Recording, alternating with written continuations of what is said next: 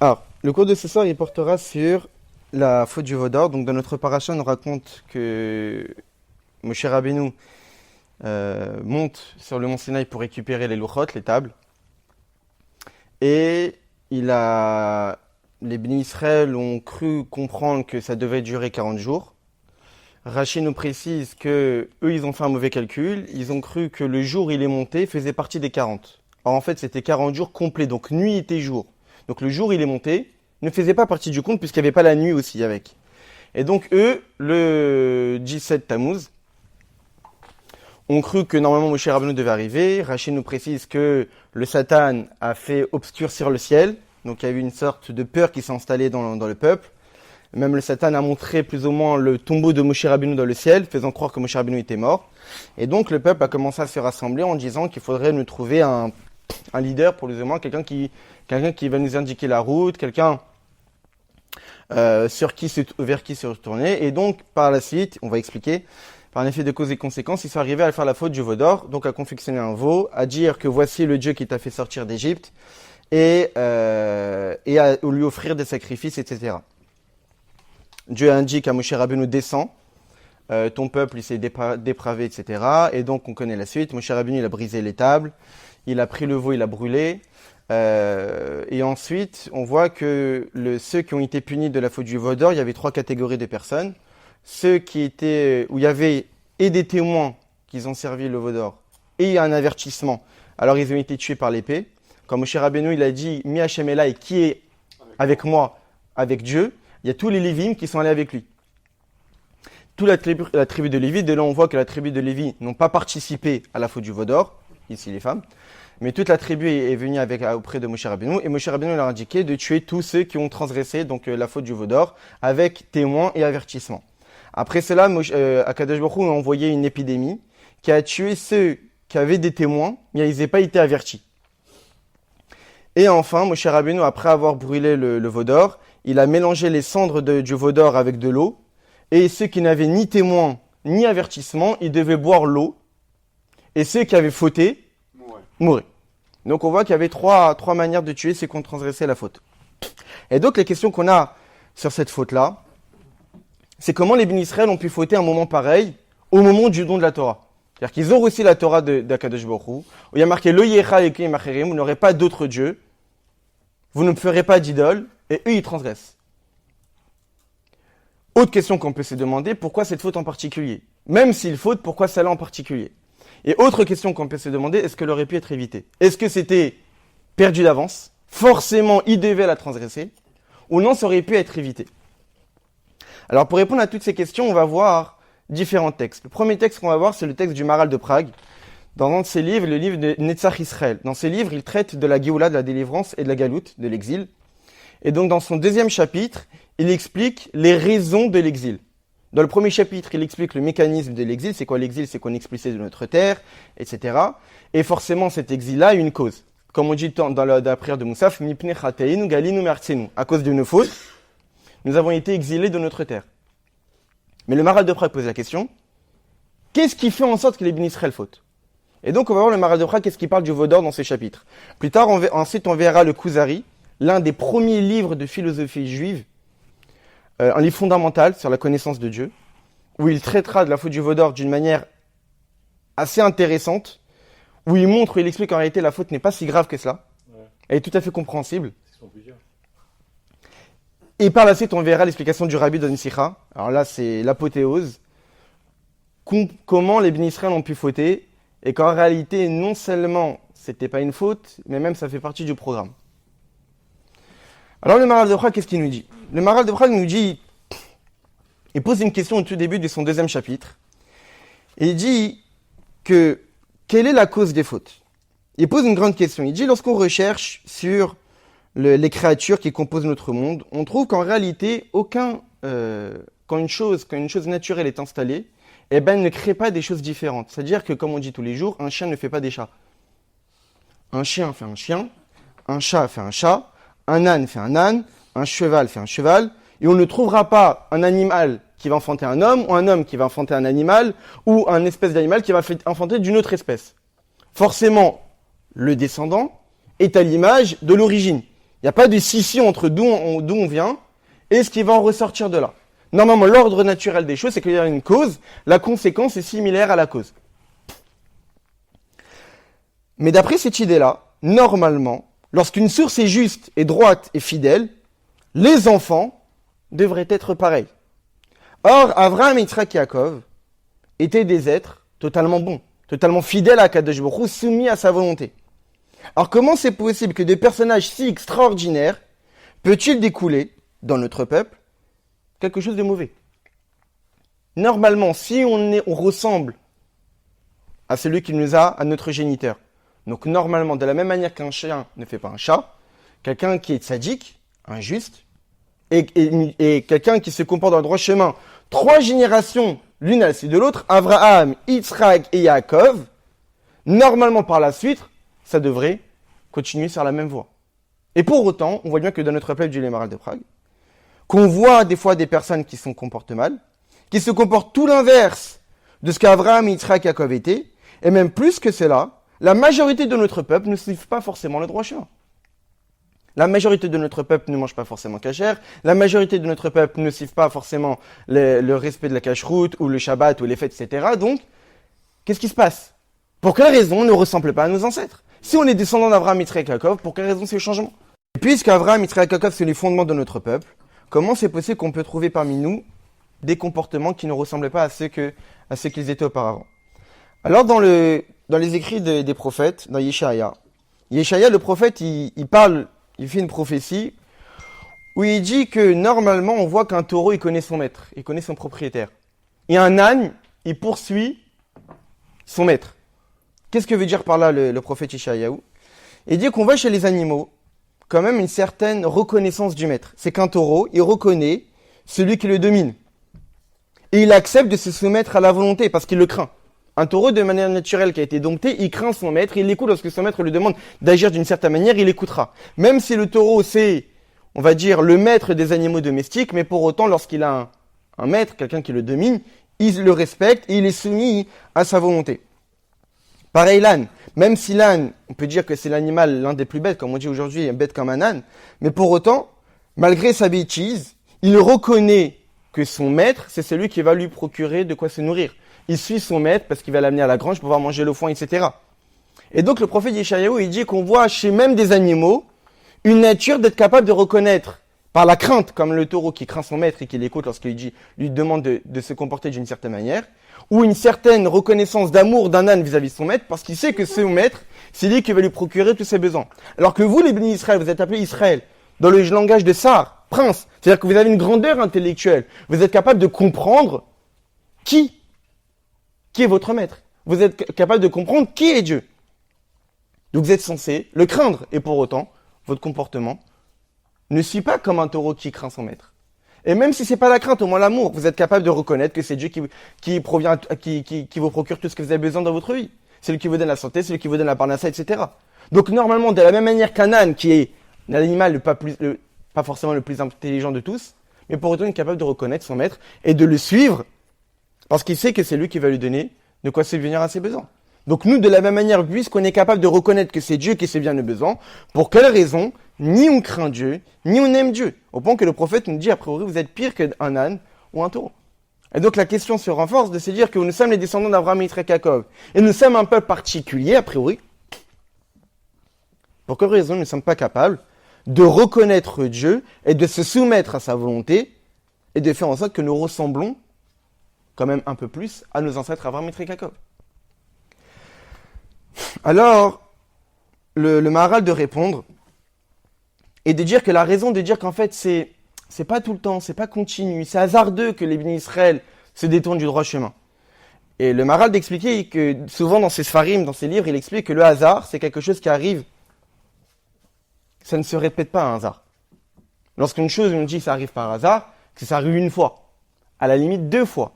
Mais lorsque c'est répétitif, c'est redondant, c'est régulier, on ne peut pas dire que ça arrive par hasard. Dire que les bénis Israël fautent et se détournent du droit chemin, on ne peut pas dire que c'est par hasard.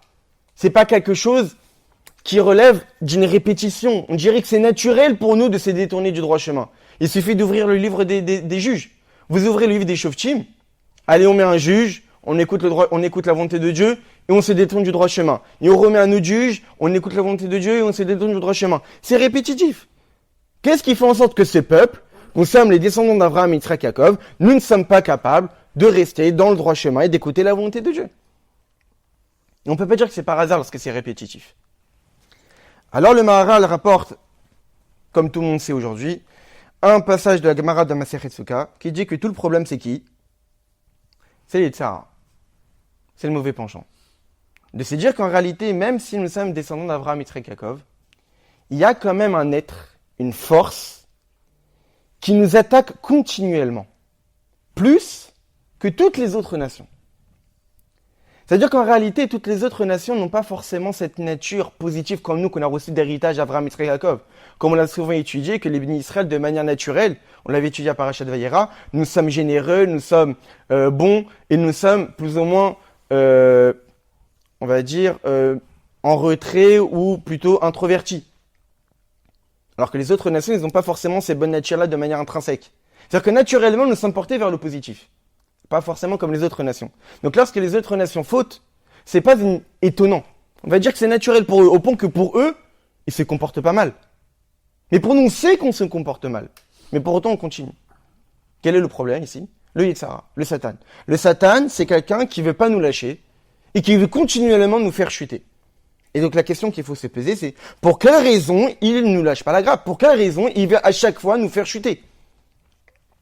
Qu'est-ce qui se cache derrière? Et le Maharal d'expliquer qu'en réalité, le Yetzara attaque justement ceux qui sont élevés. Celui qui a une grandeur particulière, différente des autres, alors il est considéré comme étant sortant de l'ordre naturel. Si toutes les nations du monde étaient tous identiques, avec une nature portée vers le mal, ou une nature qui n'est pas forcément bonne, le Yetzara n'a pas besoin d'attaquer ici. Il n'y a pas un problème. Mais lorsque vous avez un peuple qui sort de l'ordinaire et qui a une nature portée vers le divin, portée vers le spirituel, là il y a quelque chose qui sort de l'ordinaire. À l'image de brindilles d'herbe, de brindilles de gerbe de blé, que lorsqu'on essaie de faire la moisson, qui celles qui sont coupées en première? Celles qui dépassent toutes les autres. Ça veut dire qu'on a tous les peuples qui se ressemblent tous. On a un peuple qui a une nature différente, qui est porté vers le spirituel, qui a une proximité avec le divin, plus que tous les autres peuples. Et du fait de cette proximité avec le divin qu'on sort de l'ordinaire, le Satan va attaquer.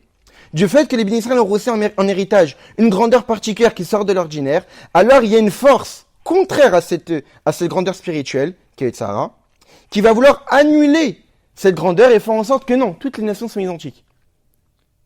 Le monde veut une certaine harmonie, uniformité. Du fait qu'il y a un peuple qui est contre cette uniformité-là, qui est différent des autres, qui a une nature portée vers le spirituel plus que les autres, alors les forces du monde, les forces du mal, le Satan, va vouloir annuler cela. Et parmi nous, parmi les bénis Israël, d'autant plus les Talmidei Chachamim. Parmi toutes les autres nations du monde où le Yetzara attaque plus, c'est notre peuple. Et dans notre peuple, qui est plus attaqué par le Yetzara? Les Talmidei Chachamim. Ce qui pourrait être paradoxal, mais en fait, c'est marqué clairement dans la Gemara.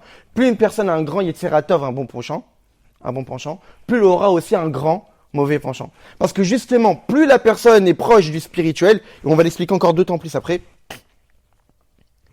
plus le Yetzara va vouloir l'attaquer. Et je vais l'expliquer maintenant avant de passer par rapport à ce qu'a dit le Vaudor. Le Maharal d'expliquer que, ici on parle d'une grandeur spirituelle. Or, est-ce que cette grandeur spirituelle, on peut l'atteindre de manière complète? Non. On parle ici de proximité avec Dieu. Dieu, par définition, est infini. Dieu, par définition, est illimité. Or, par définition, l'infini est inaccessible. L'illimité sort des limites. On ne peut pas arriver à une plénitude de proximité avec Dieu. Un homme ne pourra pas dire « Oui, je sais attacher à Dieu au maximum possible ». Il n'y a pas de maximum. Il n'y a pas de limite, il n'y a pas de borne. Ça ne s'arrête jamais. Donc, qu'est-ce que ça signifie? Ça signifie que les Juifs, les bénis Israël, le jour où ils ont reçu cette grandeur, ils sont devenus des êtres manquants. Par définition, nous sommes toujours en manque, puisqu'on ne pourra jamais être complet. Or, tout manque appelle à l'anéantissement. Le mal appelle le mal. Quelque chose qui est complet restera complet. Mais quelque chose qui est manquant, lorsqu'il y a un manque, alors le manque appelle encore un autre manque, encore un autre manque. Lorsque le mal s'installe, parce que tout manque fait allusion au mal, lorsque l'absence de plénitude est présente, lorsque le manque est présent, ça appelle la volonté de continuer à créer d'autres manques. Quand les bénis Israël ont acquis cette grandeur spirituelle énorme qui a donné la possibilité de s'attacher à Dieu, puisque cette grandeur-là ne peut pas être complète, parce qu'on ne peut que s'élever mais jamais atteindre la fin, ce qui fait que de manière naturelle, nous sommes toujours manquants spirituellement. Et puisque nous sommes toujours manquants spirituellement, donc ça appelle des forces à vouloir attaquer ceux qui sont manquants. À l'image d'une personne qui est malade, eh bien s'il n'intervient pas, la maladie va s'installer et ça va créer d'autres maladies parce que naturellement le mal s'installe. Lorsqu'on nous a donné la possibilité de s'attacher à Dieu et devenir un peuple unique avec la possibilité d'une grandeur spirituelle qui nous est donnée, qui nous est rendue possible, eh bien en contrepartie, ça nous a donné la qualité ou la caractéristique d'être un peuple manquant, toujours en recherche de proximité avec Dieu. Mais puisque nous sommes manquants, alors ça appelle une force contraire qui va vouloir annuler ces grandeurs spirituelles. Donc là, qu'est-ce qu'on a compris ? On a compris qu'en réalité, pour quelle raison nous sommes si différents de nos ancêtres ? C'est parce qu'en réalité, il y a une force qui veut toujours nous faire détourner du droit chemin, parce que nous avons un plus. Un plus et un manque. Un plus et un manque. Un plus qui est cette proximité avec Dieu, qui nous donne la possibilité de pouvoir se rapprocher de lui. Mais en contrepartie, aussi la possibilité de pouvoir s'en éloigner. Et là, le Maharal, il rapporte une Gemara dans les traités Yerushalmi, qui dit que les louchot, les tables, avaient une longueur de 6 tfachim, avaient une longueur de 60 cm et une largeur de 60 cm. C'était des cubes, les tables. 60 cm sur 60 cm. Lorsque Dieu a transmis les tables à Moshe Rabbeinu, on dit que Moshe Rabbeinu, il tenait 20 cm et Dieu, il tenait les 20 cm de l'autre côté. Et il y avait 20 cm entre les deux.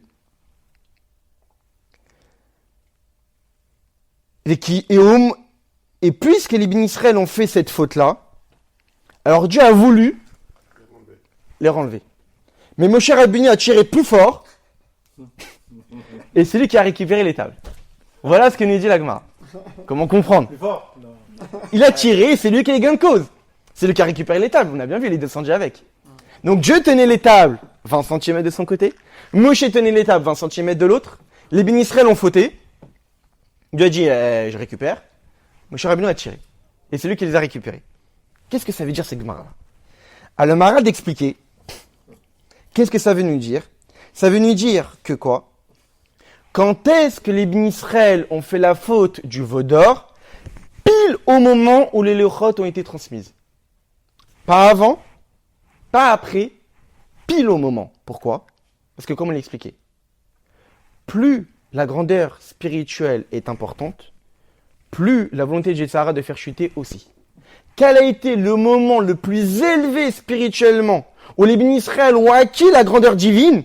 Au moment de la transmission des leuchot. Et puisque c'est à ce moment-là où il y a la plus grande élévation spirituelle que le peuple juif a connue, c'est à ce moment-là qu'il y a eu la plus grande attaque du Yetzirah que le peuple juif a connue. Dans les mots du Maharal, au moment où la Torah a été donnée, normalement les bénis Israël auraient dû être les plus grandes sadikim possibles. Mais malgré cela, à ce moment-là, il y a eu la faute la plus grave. Pour quelle raison ? Parce que le Satan, le Yetzirah, a attaqué les bénis Israël justement à cause de cette grandeur spirituelle que les bénis Israël ont acquis. Qu'à ce moment-là, il n'y avait pas d'élévation spirituelle plus grande. C'est pour cette raison on dit que les louchot, il y avait 20 cm dans les mains de Dieu, 20 cm dans les mains de Moshe et 20 cm au milieu. Et ça montre l'union parfaite entre Dieu et les bénis Israël. Lorsqu'il y avait quelque chose entre les deux, lorsqu'on se tenait. Parce que lorsque les tables étaient déjà données, pas lorsque les tables étaient dans les mains de Dieu, pile au moment de la transmission, pile au moment de l'union parfaite entre le peuple et Dieu, là où il y a l'acquisition de la grandeur spirituelle la plus élevée qu'on a connue, c'est pile exactement à ce moment-là précis que le Yetzirah nous a attaqués, et c'est à ce moment-là précis qu'on a chuté et qu'on a fait la faute du veau d'or. Parce qu'il n'y a pas eu plus grande attaque du Yetzirah que notre peuple a connue, qui était en parallèle avec cette grandeur.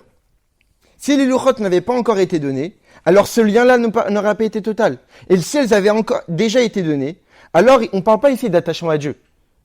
On est proche de Dieu. On n'est pas lié, attaché. Quand est-ce qu'on était attaché ? Au moment où Moshe tenait les tables et Dieu tenait les tables. Là, on était attaché. Pas on n'était pas encore proche, pas on était proche, mais attaché. Là où il y a la plus grande proximité, c'est là où il y a eu le moment de la faute, malheureusement. Et ça qu'on voit que, malgré le fait que la Torah est proche de Dieu, donc normalement Dieu aurait dû la récupérer, mais en réalité c'est Moshe Rabbeinu qui a été gain de cause. Pourquoi ? Parce que Moshe Rabbeinu, c'est lui qui a reçu la Torah. Pour Moshe Rabbeinu, la Torah est ce qui allait le compléter. Donc aux yeux d'un homme, entre transmettre quelque chose qu'on possède déjà, mais aux yeux de quelqu'un que cette chose-là va me compléter, qui est plus attaché à elle ? Celui qui dépend de l'autre. Moshe Rabbeinu, aux yeux de Moshe Rabbeinu, la Torah avait d'une certaine manière plus de proximité, plus de force à lui, vis-à-vis de Dieu, dans le sens que la Torah complète l'homme. Comme on l'a souvent étudié, que l'homme a été créé plus ou moins, peut-être un jour on l'étudiera encore d'autant plus. La Torah, c'est elle qui complète l'homme. C'est pour cette raison que la Torah est appelée la femme. La femme de l'homme, à l'image que la femme complète l'homme, la Torah complète l'homme. L'homme sans Torah n'est pas complet. À l'image qu'un homme sans femme, il n'est pas complet. Donc en réalité, aux yeux de Moshe Rabbeinu, la Torah, c'est ce qui allait le compléter, le rendre entier, complet. Un être humain finalisé. Et puisqu'aux yeux de Moshe Rabbeinu, cette Torah-là avait tout son sens, alors c'est pour cette raison que c'est Moshe Rabbeinu qui a gain de cause, et celui qui a plus récupéré la Torah que Dieu. Non pas que Dieu a moins de force que Moshe. Mais dans le référentiel Moshe, la Torah avait plus d'importance d'une certaine manière, parce que ça le complétait. Donc là, qu'est-ce qu'on comprend dans l'explication du Maharal ? C'est qu'en réalité, quand on se pose la question, mais comment c'est possible ? Au moment le plus élevé spirituellement, ils ont fait la faute la plus grave. Mais justement, c'est parce que c'était le moment le plus élevé spirituellement, parce qu'ils ont connu l'élévation la plus grande, que la Yetzer Hara était le plus fort, et que la faute avait été rendue possible. Et donc en réalité, la réponse est dans la question. Alors justement, les Bnei Israël ont ressenti ça, parce qu'après la faute du veau d'or, qu'est-ce que Dieu leur a dit ? Je vais vous mettre un ange, qui va vous indiquer le chemin, vous allez le suivre, il va vous accompagner jusqu'à Eretz Israël. Traduction, qu'est-ce que ça voulait dire ? Vous allez être comme tous les autres peuples. Vous aurez un ange, une source spirituelle, un ange, qui va s'occuper, comme chaque nation, un ange. Pour quelle raison ? Parce que si je suis proche de vous, alors chaque action a une importance. Un citoyen qui se comporte comme il veut dans le pays, le roi le voit pas, il n'est pas si proche. Mais quelqu'un qui dévie un petit peu dans la chambre même du roi, en face du roi, chaque fait et geste est calculé. Donc quand Dieu a vu que les Bnei Israël peut-être ne pouvaient pas supporter la proximité avec Dieu, parce que chaque fait et geste pouvait être fatal pour eux, alors il a dit, je vais vous donner un ange. Au moins, ça va pas être si grave si vous détournez un petit peu. Qu'est-ce que les Bnei Israël ont dit ? Ils ont pleuré, ils ont crié, ils ont dit à Moshe Rabbeinu, on veut pas de ça. Nous, on veut Dieu. Et c'est ce que Moshe Rabbeinu, que nous dit dans le traité Brachot, que Moshe Rabbeinu a mis des conditions. Non, tu nous pardonnes très bien, mais on veut que la Shrina réside parmi nous. Et Dieu a accepté. Non seulement on veut que la Shrina réside parmi nous, mais on veut que la Shrina réside que parmi nous et parmi aucune autre nation du monde. Et Dieu a accepté. Après le veau d'or. Et après Moshe Rabbeinu a demandé, et je veux aussi que tu me dévoiles tous tes secrets. Et là Dieu lui a dit, non. Bien sûr. Demander pour quelle raison les tzadikim ils souffrent et les réchaïm ils prospèrent, etc. C'est-à-dire le calcul, comment Dieu gère le monde. Là, Dieu il lui a dit, tu peux pas. C'est quelque chose qui dépasse l'entendement. Et donc, on voit bien qu'en réalité, nous, on recherche ça. Malgré, on sait que c'est dur d'être proche de Dieu. Mais ça en vaut la peine, parce qu'on nous donne le mérite d'être proche d'Akadosh Baruch Hu. Et donc, ça, c'est l'explication que donne le Maharal de Prague, que du fait de la grandeur spirituelle qu'on a acquis, eh bien, il y a eu en contrepartie l'attaque du Yetzer Hara qui a fait en sorte de nous pousser à chuter. Le Kuzari, écrit par Rabbi Yehuda Halevi, donc un livre qui date depuis un millier d'années, c'est un livre qui a été écrit parce qu'en réalité, il voyait à son époque que la religion juive, c'était une religion un peu mise de côté. Il y avait l'islam qui prenait de la place, la chrétienté qui prenait de la place, c'était des peuples qui étaient prospères, et nous, on était un petit peu mis de côté, on était écrasés par nos ennemis, etc. Il a écrit ce livre, alors il y en a qui disent qu'en fait c'est une fausse histoire pour dire un dialogue, en réalité c'est une histoire qui a vraiment existé, d'un roi de Khuzar, une nation, qui faisait tout le temps un même rêve. Quel était ce rêve ?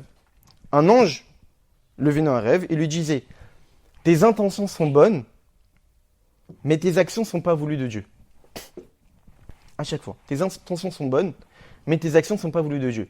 Donc lui, qu'est-ce qu'il a compris? C'est qu'il voulait s'attacher à Dieu. C'était pas un juif, un roi d'une nation. Mais la manière de comment il voulait s'attacher à Dieu n'était pas agréée par Dieu. Alors il a fait une recherche pour essayer de trouver la vérité. Et donc pour trouver la vérité, il allait voir certaines personnes. Au départ, il allait voir un philosophe. Peut-être la vérité se trouve dans la philosophie. Il a discuté, il a vu qu'à priori ça tenait pas vraiment la route. Alors il allait voir un prêtre. Il a discuté, non plus un Dieu qui a une forme humaine, c'est bizarre. Il allait voir un représentant de l'islam. Ensuite des questions, oui, mais il y avait un peuple avant, il y avait les juifs, etc. Mais il allait voir un représentant du peuple juif, un Talmid Chacham, Rabbi Yehuda Halevi. Et là, il y a un dialogue qui commence. Et donc, il lui pose toutes les questions sur Dieu, etc. Donc, c'est un livre fondamental sur le Kuzari. Un livre fondamental sur les bases de Torah et de Mitzvot, les bases du judaïsme, la connaissance de Dieu, qu'est-ce que Dieu attend de nous, etc. Et dans la discussion, où le Rabbi Yehuda, le Chaver, ça s'appelle le Chaver, le Rabbi Yehuda Halevi explique la grandeur spirituelle de ces peuples, alors il pose la question, oui, mais ces peuples qui a une si grandeur spirituelle, ils ont quand même fait la faute du veau d'or. Comment t'expliques une faute pareille? Comment tu peux expliquer que les descendants d'Abraham, Israël et Yaakov, qui ont eu cette nature portée vers le divin, on a été choisis par Dieu, comment ils ont pu faire une faute pareille? Alors justement, il traite de la faute du veau d'or, et il explique. Il dit, toutes les nations du monde à cette époque, à l'époque du don de la Torah, étaient tous des adorateurs d'idoles, des adorateurs de formes, d'images. Si un philosophe de l'époque, un sage des nations, allait les voir ces nations-là de l'époque, et leur apporter la preuve sur l'unicité de Dieu, et que Dieu dirige tout. Imaginons qu'un un philosophe allait expliquer aux nations de l'époque qu'il y a un véritable Dieu unique. Il aurait été impossible aux sages de l'époque, à ces sages-là, de pouvoir leur transmettre cette idée-là, sans de leur donner un aspect physique, sans de leur donner une image physique qui pourrait symboliser ce Dieu-là. Il fallait, pour les nations de l'époque, par nature humaine, un besoin d'une forme. Un besoin d'une forme, de quelque chose vers lequel on pourrait s'orienter. Même si tu leur dis qu'il y a un Dieu unique, mais il fallait qu'il y ait quelque chose. C'était un besoin, du fait de la nature humaine, de se dire que j'ai besoin de voir quelque chose, de toucher quelque chose, de ressentir quelque chose pour que je puisse accepter la présence d'une divinité qui me dépasse. Et donc, d'orienter le sacerdoce de cette divinité-là, il était nécessaire qu'il y ait une image vers laquelle s'attacher. Et de se dire que c'est à travers cette image-là, cette forme-là, cet objet-là, et de lui dire que c'est à travers cet objet-là, cette forme-là, qui a des capacités particulières au point de nous guérir, au point de nous bénir, etc. Ces caractéristiques-là, on les aurait associées à une source divine, certes, mais il fallait qu'il y ait un objet.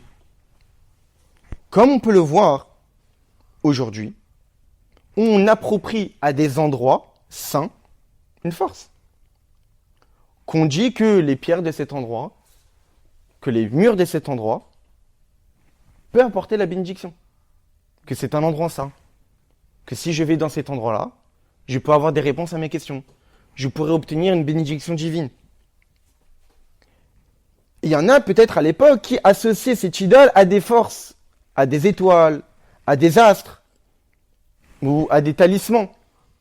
Mais ça veut dire que si on expliquait la présence d'un Dieu unique, il y aurait quand même besoin d'un objet, de quelque chose. Car Loïskim Azéaman al-Shum Torah, et donc en réalité, de même, ce peuple-là, nous, autant que tous les autres, on n'aurait pas pu accepter la Torah sans que ce soit attaché à quelque chose de sensoriel. Il fallait qu'on ressente quelque chose, il fallait qu'il y ait quelque chose de palpable. Les bénis Israël, on leur a promis ça. On leur a promis que quoi? Qu'allait descendre vers eux, avec Dieu, quelque chose vers lequel ils pourraient s'orienter. Comme on voit à la sortie d'Égypte, il y avait la colonne de nuée, il y avait la colonne de feu, vers lesquelles ils voyaient ça. Ils respectaient ça. Ils l'honoraient. Ils se prosternaient même devant la nuée. Ils se prosternaient devant la nuée de feu. C'était pas quelque chose sorti de l'ordinaire. Les bénis Israël reconnaissaient dans la nuée qui nous protégeait quelque chose à respecter. Une force divine qu'il fallait respecter, qu'il fallait se prosterner vers elle. Et lorsque les bénis Israël ont entendu de la bouche de Dieu les 10 commandements, que Moshe Rabbeinu allait monter, qu'est-ce qu'ils attendaient? Les louchot, un objet. Quelque chose vers lequel ils pourraient se dire, voilà où se trouve le divin. Et non seulement ça, mais aussi l'arche sainte. Ils avaient vu lors du don de la Torah, l'arche sainte que Dieu leur a montrée. Donc ils attendaient cet objet-là, vers lequel ils auraient pu s'orienter. Avec cette forme-là. Et de se tourner vers lui, et de lui associer une force divine, et de se prosterner à lui. Une nouvelle création que Dieu allait nous apporter, qui sont les deux Louchot, qui sont le Aaron, à l'image, en plus de la nuée qu'on avait, et que la nuée allait continuer à être, parce qu'elle a recouvré le Aaron, cette lumière divine, et tous les miracles qui ont découlé de ce Aaron-là. Et donc les bénis Israël étaient en attente. Étant en attente de la descente de Moshe Rabbeinu avec ces objets dont on avait besoin. Et donc, les bénis Israël, lorsque Moshe Rabbeinu est monté, ils ont gardé toute leur grandeur spirituelle. Ils ont gardé leurs habits qu'ils gardaient pendant le don de la Torah. Et donc, ils étaient en attente à chaque instant que Moshe Rabbeinu descende avec ça. Mais Moshe Rabbeinu est resté 40 jours. Ils ont vu que Moshe Rabbeinu n'a pas pris de quoi se nourrir. Donc d'après le Kuzari, les 40 jours, c'était pas forcément prévu. Ils ont vu que Moshe Rabbeinu n'a pas pris de quoi se nourrir. Donc pour eux, ils se sont dit, Moshe Rabbeinu va descendre bientôt. Il n'a pas pris de quoi se nourrir. Un être humain normal ne peut pas vivre assez longtemps sans manger et boire. Bon, c'était un miracle. En tous les cas, eux, ils s'attendaient pas à ça, que ça dure aussi longtemps. Et donc, ils attendaient la descente. Mais malheureusement, avec le temps, il y a une sorte de déception qui s'est installée dans le peuple. Et a commencé des groupuscules de personnes qui ont commencé à réfléchir, avec des idées. Et en fin de compte, ils ont ressenti le besoin de servir quelque chose. De se fabriquer quelque chose. Parce que l'être humain, comme toutes les nations de l'époque, avait besoin de quelque chose vers lequel s'orienter. Et donc évidemment qu'ils n'ont pas renié Dieu. Évidemment qu'ils n'étaient pas contre le Dieu, le véritable Dieu qui les a sortis d'Égypte. C'est évident qu'ils étaient toujours soumis à Kadosh Baruch Hu. Mais ils réclamaient quelque chose vers lequel servir. Vers lequel s'orienter. Comme ils attendaient avec le Aaron HaKodesh. Ou comme on voit plus tard, lorsqu'on a récupéré le Aaron HaKodesh, à l'époque de David Amelech, on a dit, il n'est le cas, voici Dieu. Et ce n'est pas quelque chose de grave lorsque les bénis Israël ont dit ça. Lorsque l'Aaron HaKodesh est passé devant eux, ils ont dit, voici Dieu. Est-ce que Dieu leur a en voulu de ça? Pas du tout. Parce que c'était quelque chose de vrai, oui. La Shrina réside dans cet objet. Ou quand on dit Dieu est là-haut, quand on regarde le ciel et qu'on dit on prie à Dieu, est-ce que Dieu nous en veut parce qu'on regarde le ciel? Pas du tout. Parce qu'on sait que le ciel n'a pas changé depuis qu'il a été créé. Et donc à travers cette caractéristique de non-changement, on voit une marque de l'action de Dieu. C'est pour cette raison qu'on regarde le ciel. Parce que le ciel n'a pas changé, de même manière que Dieu n'a pas changé. Donc on voit une sorte de marque d'éternité dans le ciel. Donc une marque de divinité. Non pas qu'on croit au ciel, mais parce que ça nous inspire.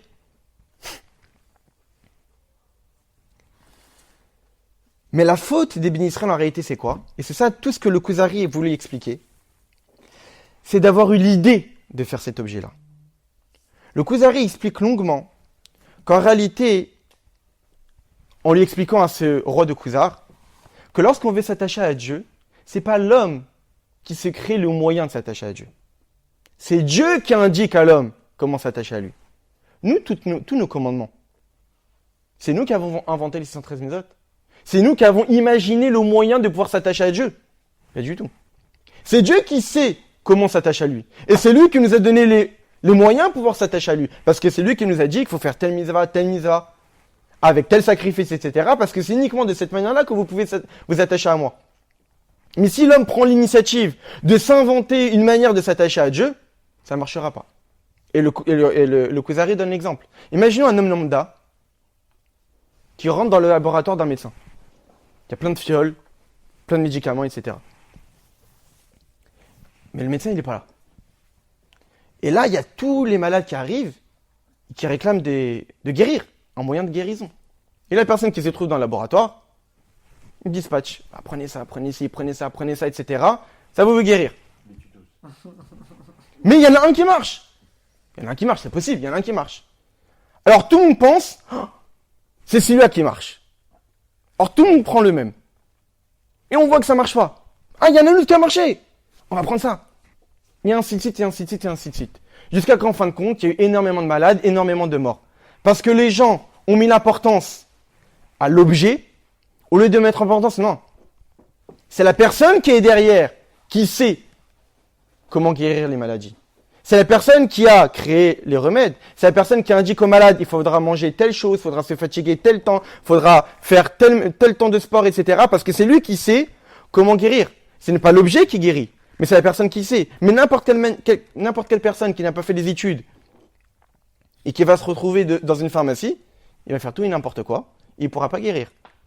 Parce qu'en réalité, qu'est-ce qui donne la solution au problème? Ce n'est pas l'objet de solution, mais c'est celui qui indique. Et donc, en réalité, lorsque les gens pensent que pouvoir s'attacher à Dieu, eh bien, moi, je vais m'attacher à Dieu de telle manière. Mais non. C'est Dieu qui sait comment s'attache au divin. Le divin, c'est quelque chose qui dépasse l'entendement humain. Toi, humain, tu vas croire. Trouver les moyens et la voie comment s'attacher au divin, c'est quelque chose qui dépasse ton entendement. C'est seulement Dieu qui sait comment on peut s'attacher à lui. Donc, quand les bénis Israël ont fait le veau d'or, quelle a été leur faute? De vouloir s'attacher à Dieu en prenant avec une initiative personnelle qui n'était pas demandée de Dieu. Personne ne vous a demandé de faire ça. C'est pas avec ça que vous allez vous attacher à Dieu. Tu dis que c'est parti d'un bon sentiment. C'est parti d'un bon sentiment. Et c'est ce qu'Aaron voulait faire. Comme le roi en fait.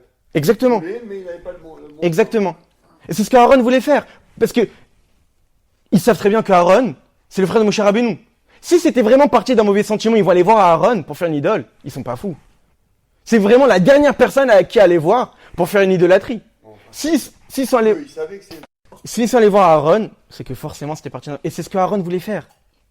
Quand Aaron a aidé les bénis Israël à faire cette idole, il voulait montrer, il voulait dévoiler leurs idées premières. Qu'en réalité, ils avaient un besoin humain d'avoir quelque chose de palpable.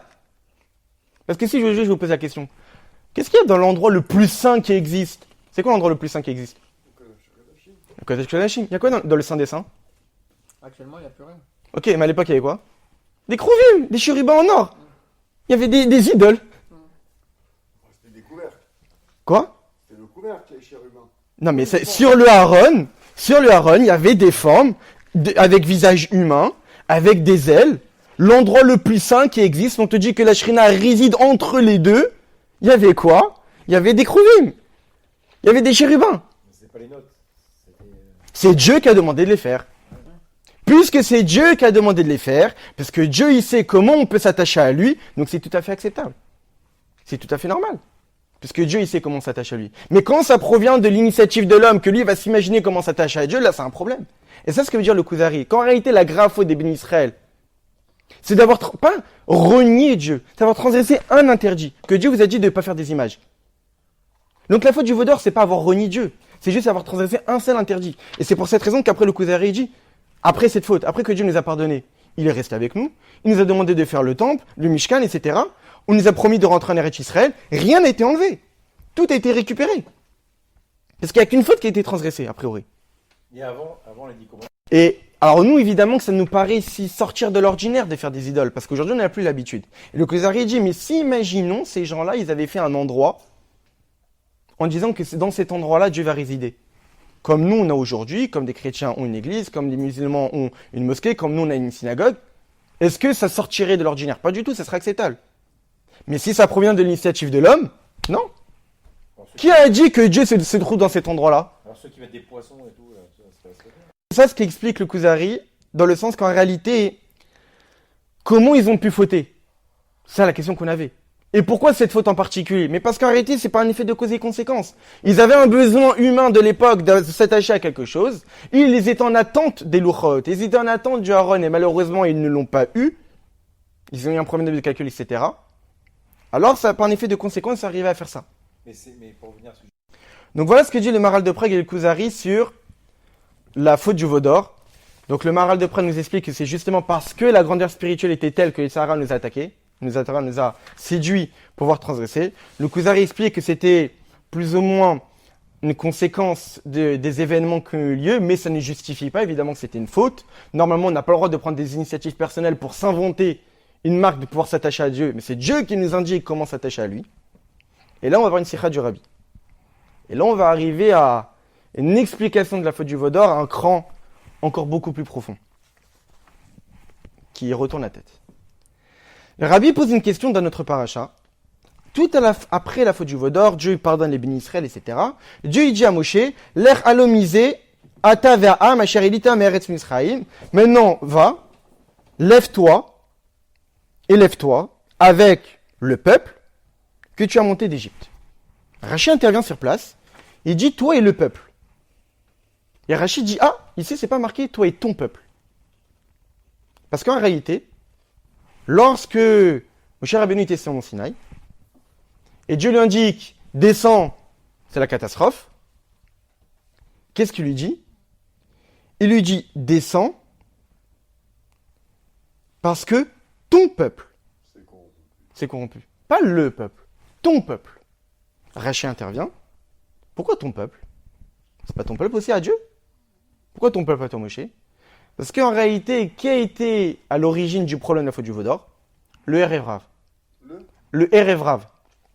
Les gens, les Égyptiens, que Moshe Rabbeinu a récupérés en se disant, bon, ils vont se convertir, on va rajouter des gens proches de la Shrina. Mais c'était l'initiative personnelle de Moshe. Dieu lui a pas dit de faire ça. Moshe Rabbeinu s'est dit, on va rajouter des gens dans le peuple juif, on va les convertir, ils vont se rapprocher de Dieu. Mais c'était eux qui ont incité les bénis Israël à faire cette faute. D'où on voit ça, dans la paracha, où ils ont fait le veau d'or, ils ont dit, voici ton Dieu Israël qui t'a fait sortir d'Égypte. Pourquoi ils n'ont pas dit, voici notre Dieu? Parce que ceux qui ont parlé, c'était pas le peuple juif. C'est eux qui étaient à l'origine, ceux qui ont cité et séduit tous les autres, et poussé, Égyptiens qui se sont convertis, mais bon, qui ont poussé tous les autres à fauter. Et donc, Rachi ici intervient et de nous dire qu'en réalité, il y a une modification.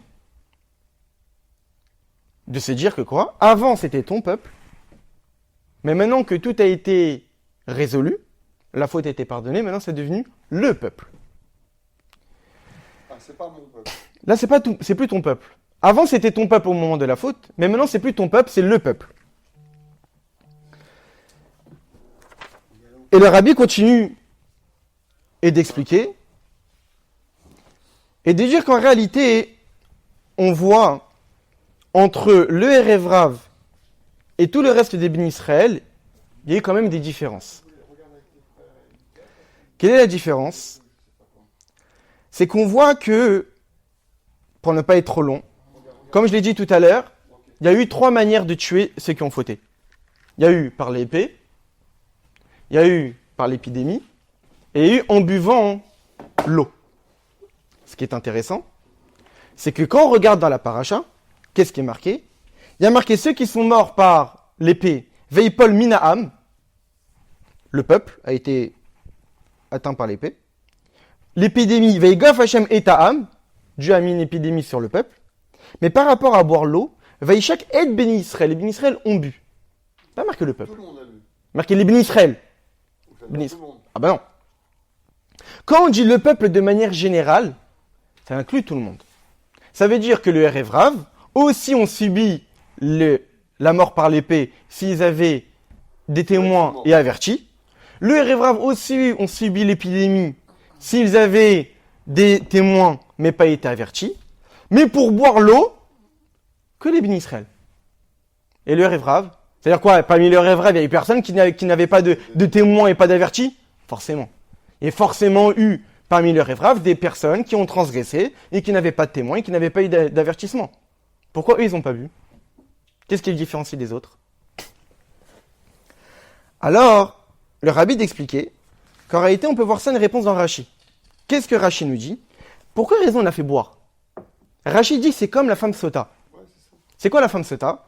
C'est une femme dont le mari a averti à l'époque du temple, le mari a averti sa femme, je ne veux plus que tu discutes avec tel homme, parce qu'il soupçonnait un peu sa femme de voir un peu ailleurs.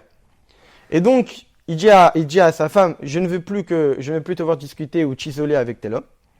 Et par la suite, on voit que cette femme-là s'est isolée avec tel homme. Après l'avertissement de son mari. Des témoins ont vu.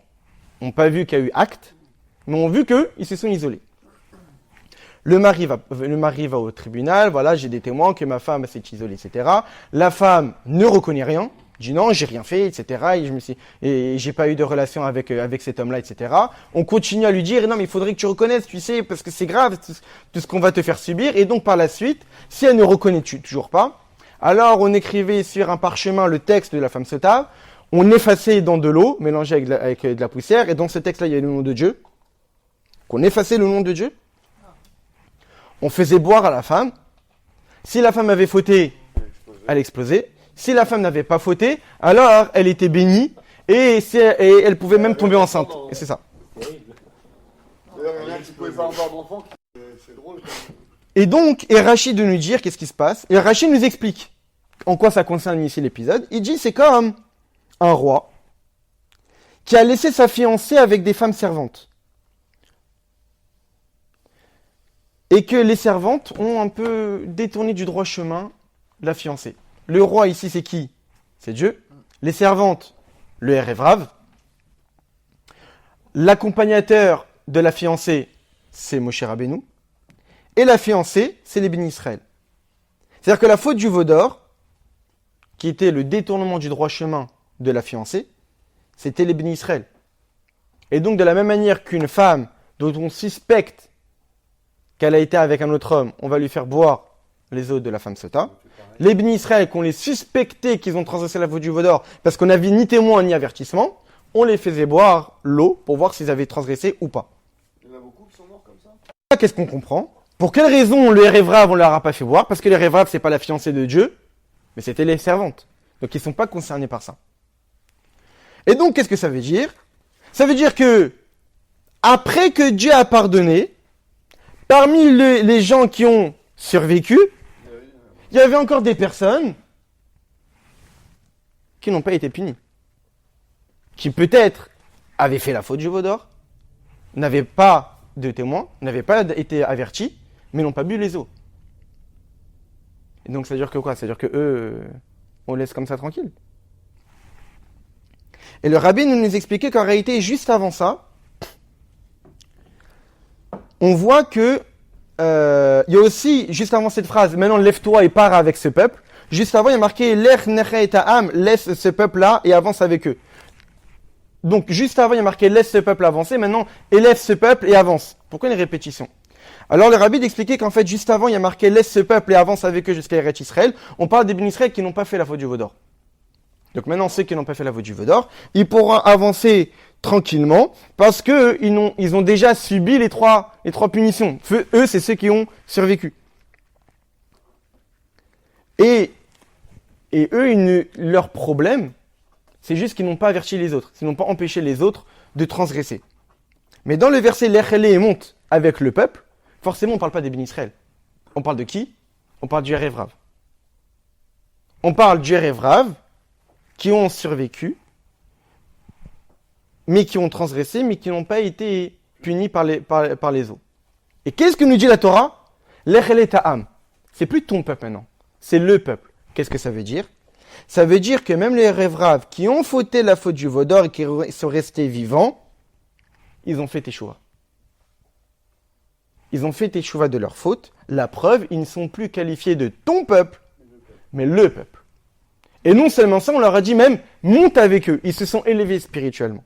Pourquoi on leur a donné une chance que les... Après tout cela, on ne comprend pas encore. Comment c'est possible que le Erevrav, qui était à l'origine de la faute, que c'est eux qui ont fait fauter tous les autres, ils ont fait fauter, non seulement ils n'ont pas été passibles de la mort, ils ont évité les eaux de la sota, Et c'est précisément eux sur lesquels on dit ils se sont élevés, alors que les autres bénis Israël ont dit laisse-les avancer. Pourquoi eux, les Hébreux, on a dit ils sont montés, ils sont élevés spirituellement, et les autres, on leur a juste dit ils avancent, et ils subiront ce qu'ils subiront parce qu'ils n'ont pas empêché les autres de fauter. Là, il aurait dû d'expliquer. C'est quoi l'explication profonde de tout cela? La plénitude de la véritable réparation de la faute du veau d'or s'exprime précisément par le fait qu'on n'a pas exterminé le Erev-Rav. La réparation véritable de la faute du veau d'or, c'est qu'on n'a pas exterminé le Erev-Rav, mais ils ont été réparés et ils se sont élevés. Qu'est-ce que ça veut dire? Pour comprendre ça, il faut d'abord clarifier un enseignement de nos maîtres. À propos de la faute du veau d'or que nous disent les maîtres de la Gemara, que les bénis Israël n'étaient aucunement concernés par cet acte-là. Ils étaient d'un niveau autre. Faire la faute du veau d'or, c'est quelque chose qui ne les concernait pas. Normalement, les bénis Israël ne pouvaient pas faire cette faute-là. Mais les bénis Israël qui ont fait la faute du veau d'or, c'était un décret de Dieu. Dieu a décrété cette faute. On ne l'a pas choisi, c'était imposé par Dieu. C'est Dieu qui a imposé aux bénis Israël de transgresser toutes ces fautes. Pourquoi? Pour donner une espérance à ceux qui plus tard feront teshuva. Pour montrer. Le Rabbi continue d'expliquer, mais arrêtez profondément. Cette idée de donner l'espérance au Baal Teshuva plus tard, de se dire que la Teshuva existe, parce qu'en réalité, c'est à travers cette faute-là que Yom Kippour existe, et de se dire que malgré les fautes, on peut toujours se faire pardonner par Dieu, de revenir vers Dieu. Mais le Rabbi dit que ça ne concerne pas seulement les générations futures, mais même de cette génération-là. Ça veut dire que Dieu a imposé la faute du veau d'or pour que les bénis Israël de cette génération atteignent la Teshuva. Parce qu'en réalité, la Teshuva, c'est servir Dieu spirituellement, mais on ne peut pas choisir de faire Teshuva. A priori, on ne peut pas choisir de faire Teshuva. Parce que les Teshuva impliquent de fauter. Je ne peux pas choisir de faire Teshuva. C'est que si j'ai fauté, je fais Teshuva. Mais quelqu'un qui dit, je vais fauter pour faire Teshuva, il y a marqué dans le texte, Dieu ne lui donnera pas la possibilité de faire Teshuva. Parce que, on rigole pas avec Dieu. Je vais transgresser Shabbat, mais après je vais faire Teshuva. Ça va, ça passe. Non. Je te donnerai pas les forces de faire Teshuva. Je te donnerai pas les forces de faire Teshuva. Donc en réalité, faire Teshuva, ça se choisit pas. Mais malgré cela, étant donné que servir Dieu en faisant Teshuva, c'est encore plus élevé que des tzadikim, comme c'est marqué dans la Gemara, que l'endroit où se tient le Baal Teshuva, c'est qui fait Teshuva, même un tzadik n'est pas capable de se tenir. Donc pour que les bénis Israël atteignent ce niveau spirituel du Baal Teshuva, Dieu leur a imposé de fauter. Pour qu'ils puissent faire par la suite Teshuva et atteindre un niveau spirituel plus grand. Pourquoi? Et donc en réalité, pour atteindre ce niveau de Teshuva, Dieu a imposé la faute du veau d'or pour atteindre ce niveau-là. Qu'est-ce que ça veut dire? Ça veut dire qu'en réalité, les bénis Israël, au moment du don de la Torah, ils étaient tellement élevés, nous dit Rashi, qu'ils étaient shlitim be'etzram ayu. Ils dominaient leur Yetzer Hara.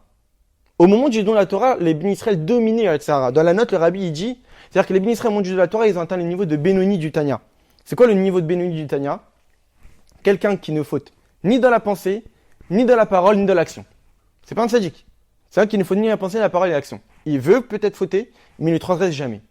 Au moment du don de la Torah, les bénis Israël ont atteint ce niveau-là. C'est-à-dire qu'ils dominaient leur Yetzer Hara. Puisqu'ils dominaient leur Yetzer Hara.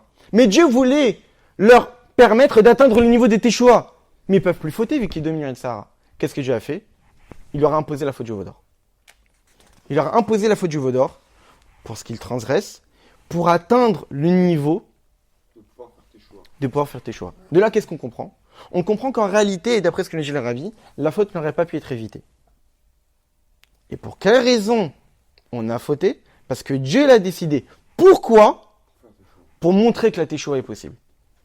Pour montrer que tout peut être réparé, tout peut être pardonné, et parce qu'en réalité, un juif qui fait Teshuva, il atteint un niveau que même un tzaddik n'est pas capable d'atteindre. Pourquoi? Qu'est-ce qui se passe quand un juif fait Teshuva, qu'est-ce qui se passe? Qu'est-ce qui se passe qu'un tzaddik n'est pas capable de faire? On explique en Chassidut, c'est quoi la supériorité de servir Dieu avec le Teshuva par rapport à servir Dieu comme un tzaddik? Parce qu'en faisant Teshuva, on est capable d'élever des étincelles divines qui se trouvent dans le mal. Le mal, par définition, reste foncièrement mal. On ne peut rien faire avec. Un tzaddik, quelqu'un qui est droit, pour élever les étincelles divines qui se trouvent, il ne peut élever les étincelles divines que dans les choses qui sont permises. Des choses qui sont cachères, travailler sérieusement, il peut l'élever. Tout ça, un tzaddik peut l'élever, parce que c'est quelque chose qui est rendu permis par la Torah. Mais les choses qui sont interdites, qu'est-ce qu'un tzaddik fait avec des choses qui sont interdites? Il les repousse. Il les repousse complètement, parce que il ne peut pas transformer ça. C'est quelque chose qui est foncièrement interdit.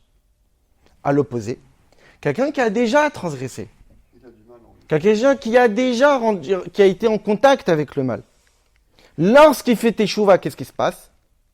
Il transforme ses avérotes en mérite. Parce que c'est justement par cet éloignement-là qu'il a pris conscience qu'il était loin de Dieu, que ça va le pousser à se rapprocher de Dieu. Donc ce sont ses fautes qui l'ont poussé à se rapprocher de Dieu. Donc ces fautes ne deviennent pas des fautes, mais deviennent des outils pour se rapprocher de Dieu. Qu'est-ce que fait quelqu'un qui fait teshuva? Non seulement il annule le mal, mais le transforme et l'élève en quelque chose de kadosh et de saint. La Avera est devenue une misva. La vitalité divine que normalement est emprisonnée dans le mal, qu'on ne peut rien faire avec elle, à l'image d'un tzaddik, qui est jamais en contact avec le mal, qui la repousse, quelqu'un qui fait teshuva sur ses fautes, cette vitalité divine qui est prisonnière, il élève dans la Gdusha.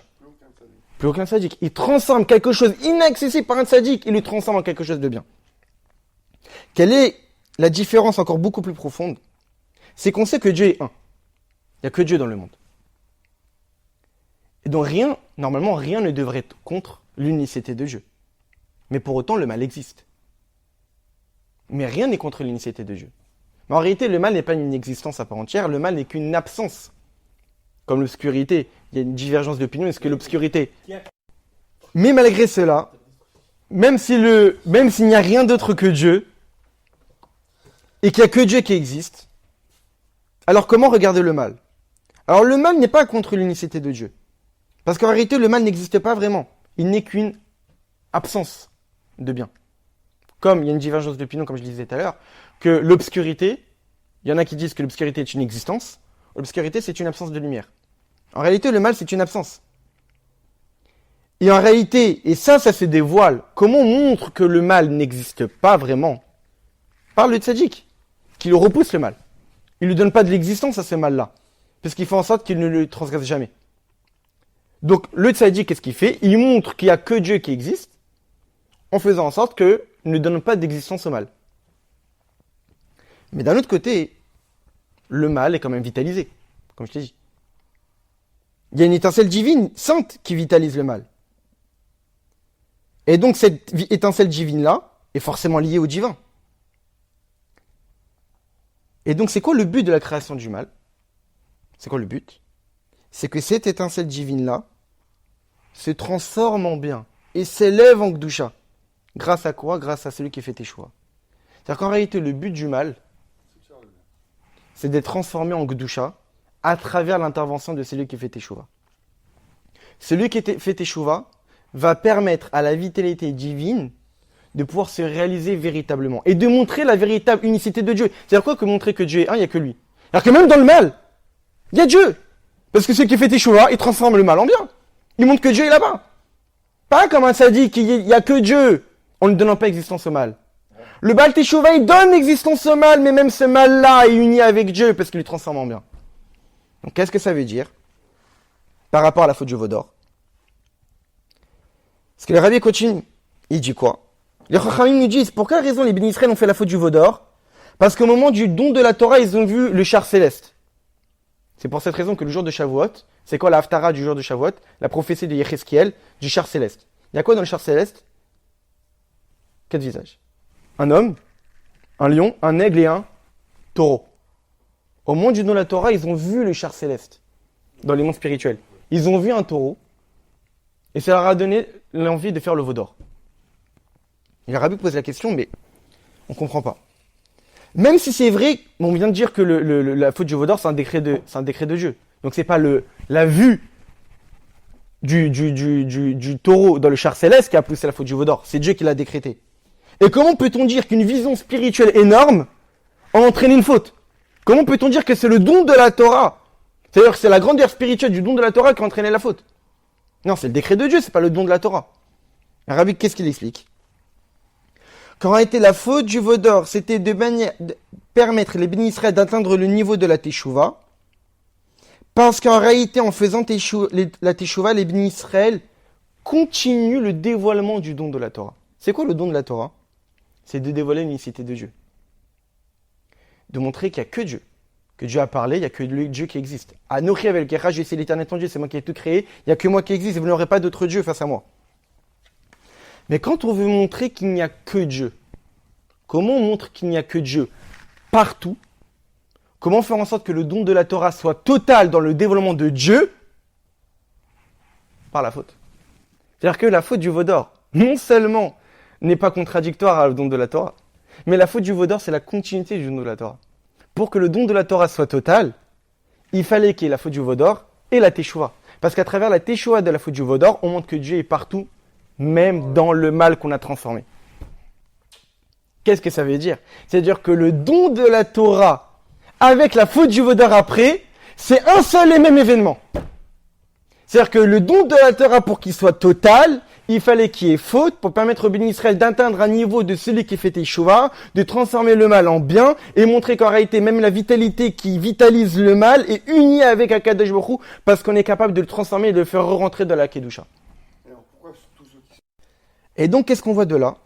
On voit qu'en réalité, la faute du veau d'or, c'était une continuité d'une certaine manière pour montrer que la Teshuvah est capable de montrer l'unicité de Dieu partout. Et donc le dévoilement total du don de la Torah, de montrer qu'il n'y a que Dieu et rien d'autre, c'est dévoilé véritablement à travers la Teshuvah après la faute du veau d'or. Et de là, on comprend qu'en réalité, quand est-ce que les étincelles divines qui se trouvent dans le mal ont été véritablement transformées? Lorsque le Erev Rav a fait Teshuvah. Lorsque même eux, ceux qui ont fauté, qui ont fait fauter, qui à l'origine étaient qualifiés de ton peuple, pour quelle raison Dieu les a laissés vivants? Pour leur donner la possibilité de faire Teshuvah. Parce que si eux font Teshuvah, si eux s'élèvent et passent du statut de ton peuple au peuple, ça montre que le dévoilement du don de la Torah est total. Ça montre qu'en réalité, même le mal le plus bas peut être transformé et ne faire qu'un avec Dieu et de dévoiler la Kedusha et la pureté d'Akadosh Baruch Hu. Et de là, qu'est-ce qu'on voit de tout ce qu'on a compris? C'est qu'en réalité, s'investir pour ceux qui sont loin de Torah et Mitzvot, que des gens peuvent penser, le Rabbi finit comme ça la Sikha, que des gens peuvent penser que moi m'investir dans ma manière, dans ma Avodat Hashem, d'avancer dans Torah et Mitzvot, c'est très important. Et de faire en sorte que des gens qui sont tellement loin de tout, de faire rapprocher de Torah et Mitzvot, c'est perdu d'avance. C'est extrêmement dur. Ça n'a pas autant de valeur que mon avancée dans Torah et Mitzvot. Que nous dit la paracha? Tout le but du don de la Torah, de la faute du veau d'or, c'était de faire basculer ceux qui étaient très loin. De montrer que la Teshuvah est possible. De montrer que dans les recoins les plus éloignés de l'obscurité, on peut dévoiler l'étincelle divine, on peut dévoiler l'unicité de Dieu. Et donc, de ce qu'on a étudié du Maharal de Prague qui nous a dit qu'en réalité, ça relève d'une grandeur spirituelle que Yitzhara qui nous a attaqué. Ou du Kuzari qui nous a dit qu'en réalité, ça relevait d'une envie de s'attacher à quelque chose de physique. Mais le Rabbi nous explique en réalité que la faute du veau d'or, c'était une étape imposée par Dieu pour montrer que la Teshuvah était possible et que dans n'importe quelle circonstance dans laquelle le juif peut se trouver, il pourra toujours retrouver l'unicité avec Dieu, la proximité avec Akadosh Baruch Hu, parce que c'est ce que Dieu attend de nous. Parce que lorsqu'un juif fait Teshuvah, il peut atteindre les niveaux les plus élevés qui existent.